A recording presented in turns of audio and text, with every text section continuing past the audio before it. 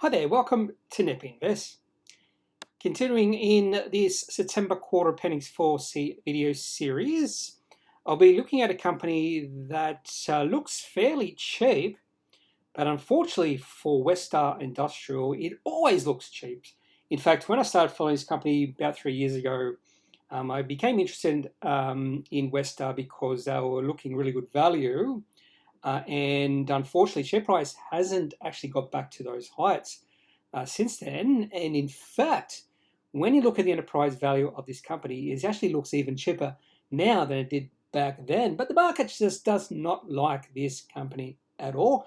Even though it is operating cash flow positive, it's increasing the cash it has on hand. I think it's up to something like $15 million.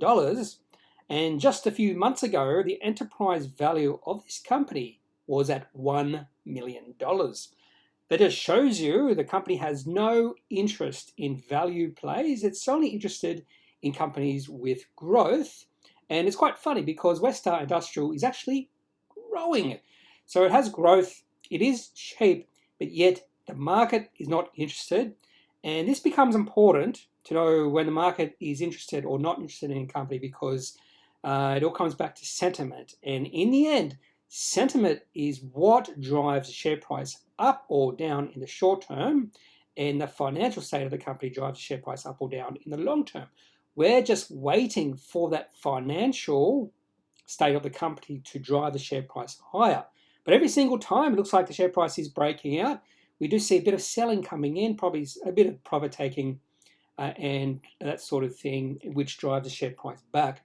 If I do see the share price move towards in between about 2 cents, 1.5 cents, that would be a really good value play in regards to this company. Right now, it's 2.4 cents.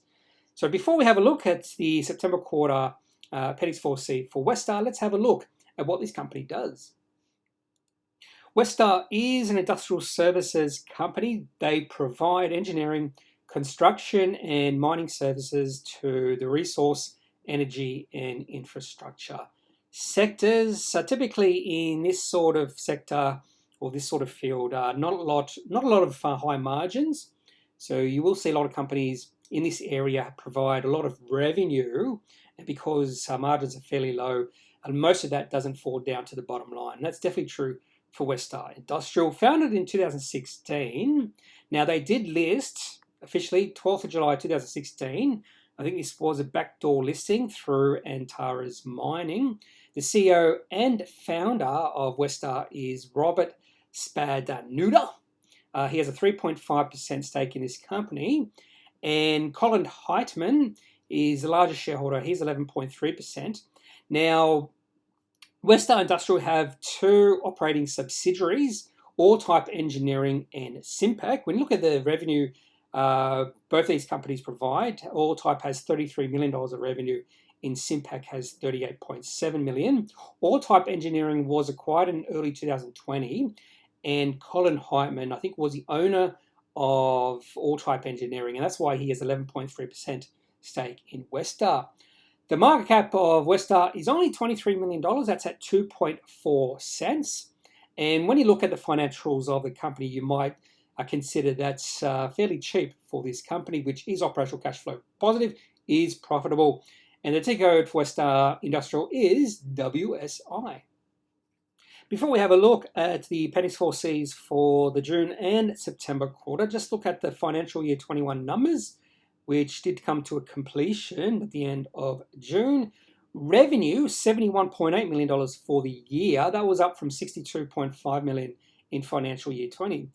WestStar Industrial is a growing company, but they do have low margins. And in fact, margins did decrease from 2020 to 2021 from 18% to 16.2%. Talking about gross margins there. Operational cash flow positive for financial year 21, $10.1 million. That was an improvement from financial year 20, where they were operational cash flow negative by $4 million. But if you look at profit, it went backwards for the year from positive $3.5 million to a profit of $0.8 million or $800,000. They also have $12 million of net cash at the end of the financial year, and that's actually increased during the September quarter. And then when you look at some of the valuation metrics, some of these look fairly low, but one of them looks fairly high in comparison. That's the P/E ratio, 29, and that's because the profit after tax was only 800,000. If you look at the EV to operating cash flow, so with a market cap just above 20 million, net cash of 12 million, that means the enterprise value is just above 10 million. A few months ago, the enterprise value was $1 million. That would have been a great time to enter into this company. But the EV to operating cash flow is 1.1 at the end of the financial year 21, and the price of sales 0.3. So a lot of revenue, and really the market cap hasn't, it's not, I won't say it has not taken that into account, but it just shows you these sort of companies, the market's not willing to pay any sort of premium, even if they have a lot of revenue, simply because the margins in these sort of businesses are quite low, unlike other businesses like, say, software as a service businesses, where the margins are fairly high and the market is much more willing to pay a premium. So, in fact, those sort of companies, if they had a revenue of 71.8 million, the market cap could be approaching 700 million. It just shows you a difference between different sort of companies when you compare software as a service companies to these engineering or even mining services companies. WestStar Industrial had an absolutely awesome June quarter. Receipts to customers 34.5 million, and WestStar was operational cash flow positive by 10.1 million. And with a market cap of over 20 million, that does look very attractive. The market initially did like these June quarter results, but we've seen over the past 3 years, when the market likes WestStar, you will see share price pop up, and then selling comes in and drives the share price back. So every single time the market reacts positively to one of WestStar Industrial's financial reports, all you have to do is be a little bit patient and you can buy in at a better price in the future. They began the June quarter with $6.1 million of cash and finished it with $13.2 million. Again, this company has a lot of cash on hand, no debt, and that is an attractive thing about this company. So the only thing holding me back right now is just the lack of positive sentiment in the market around this company, and you'll be able to see that lack of positive sentiment when we look at the chart later in this video. As we now progress to the September quarter results, if we just look at receipts, up 6.5 million from the June quarter, you might be thinking this quarter is going to be just as good, if not better, than the June quarter. Unfortunately, WestStar did spend significantly more money on product manufacturing operating costs. In fact, they increased their costs or their spending in that area by 10.5 million. They also increased the staff costs by 4.6 million. So overall, those two costs increased by 15 million. And that's the reason why, even though receipts went up by 6.5 million, operating cash flow of the company actually fell back a fair bit from 10 million to 1.8 million. Now, in saying all that cash they did receive in operations went down to the bottom line, and the cash on hand increased in the business from 13.2 million to 15.2 million. That means the enterprise value of this company right now at a market cap of about 24 million is less than $10 million. And that just screams out really good value for a company that is growing, is operational cash flow positive and profitable.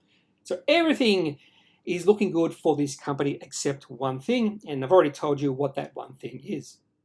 The main reason I became interested in WestStar was a massive rise in their receipts in the June quarter 2019. Receipts grew from 5.8 to 17.8 million in that one quarter. The market actually did get really excited about that quarter. We saw the share price really pop up a significant amount, and ever since then the share price has fallen away. I think the share price high over the past few years has been in regards to that quarterly report. Receipts actually did go backwards from that June quarter 2019 all the way to the March quarter of this year. In fact, it fell from 17.8 million to 12.1 million. But the last two quarters, we have seen receipts pop up from 12.1 million to 41 million. Maybe that has to do with the acquisition of that All-Type Engineering. I haven't looked too closely at the reason why receipts have increased, but more than likely it's because of that acquisition, because the revenue of All-Type Engineering is almost identical to Simpac, the other subsidiary. Compound quarterly growth rate of receipts is hovering around 20.4% since they became WestStar Industrial through that backdoor listing in September quarter of 2016. So nice growth in receipts. This is exactly what you want to see for an investable company. But again, the main thing that is holding me back from taking a position in this company is just the lack of positive sentiment around WestStar. So let's have a look at the chart right now, and you'll be able to see exactly what I'm talking about in regards to the lack of positive sentiment. This is the weekly chart for WestStar, going back to when they backdoored onto the ASX in 2016. In fact, when they did do that backdoor listing, that was a share price high for this company. And just looking at the share price movement over the past 5 years, it is trading within a range between about, or just over 1 cent, we'll say 1.1 cent, and around about 4 cents. Anytime it gets to that 4 cents, which did happen with that June quarter Appendix 4C in 2019, I was talking about that. That's actually when the market got a little bit excited about this company. Happened again when they did release their June quarter results for this year, again because the company was operational cash flow positive by over 10 million. That was probably a good time to sell, because after that peak in the share price, both times the share price has pulled back. And every single time the share price gets towards 1.1, 1.2 cents, that would be a good time to buy into this company, because more than likely you will be able to double your money over a certain period of time. Right now, the share price is right in the middle of the range at 2.4 cents, and there's no uptrend at all once you look at the weekly chart. So again, no sign of positive sentiment within this company. Even the volume has been fairly low over the past few months. We do see peaks in the volume when they do release those positive or very positive quarterly reports back in 2019 and 2021. But the main thing is I just want to see a bit of an uptrend develop within the share price of this company. The other thing I might do is just wait to see if the share price does fall back towards that 1.5 cent range, even lower than that, and you could take a position in this company if it does get to those levels, just as a really good value play. That's all I have for this September quarter Appendix 4C video for WestStar Industrial. Does look very cheap at current prices. Enterprise value of about $10 million. On occasion, the enterprise value of WestStar has been as low as $1 million in the past few months. I think that was in June of this year, just before they released the June quarter Appendix 4C. I do have this company on a watch list. Don't follow it too closely, but if I do see a bit of a breakout in the share price on high volume, that's when I might take a position. Otherwise, I might wait for the share price to dip towards 1.5 cents, and that's when I might take a position as a really deep value play for this company, as it is growing. Not only their revenue, they are operational cash flow positive, they're also profitable, and those are the sort of companies you do want to invest in for the long term, particularly if they can continue that growth trajectory. Now, I'm not a financial advisor. If you do need financial advice, make sure you seek out someone who is qualified and can speak to your own financial needs. That's it for this video. Have a good day. Bye.